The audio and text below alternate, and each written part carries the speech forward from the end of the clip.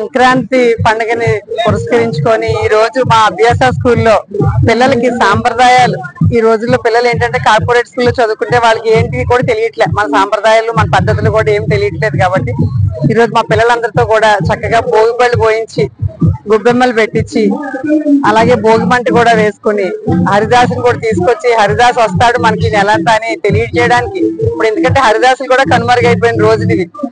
ఎవరికాళ్ళు job చేసుకుంటూ employment లో భాగంగా ఎవరు కూడా హరిదాస్ కూడా రావట్లేదు. కాబట్టి పిల్లలు కూడా తెలుస్తుందని హరిదాస్ తోటి కూడా పిల్లలందరితో బియ్యం వేయించి పిల్లలతో చక్కగా మంచి మంచి రంగవల్లులు పెట్టించి గొబ్బెమ్మలు పెట్టించి భోగి మంటలు భోగి పళ్ళు ఇవన్నీ తెలియజేయాలనే ఉద్దేశంతో ఈ రోజు ఇక్కడ మేము సంక్రాంతి సంబరాలు చేసుకోవడం జరుగుతుంది.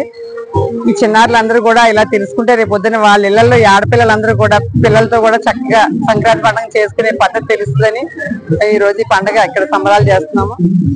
అలాగే ఈ సంక్రాంతి కొవ్వూరు నియోజకవర్గంలో పట్టణంలోని ప్రజలందరికీ కూడా మహిళా మండలందరికీ కూడా సంక్రాంతి శుభాకాంక్షలు తెలియజేసుకుంటూ సెలవు.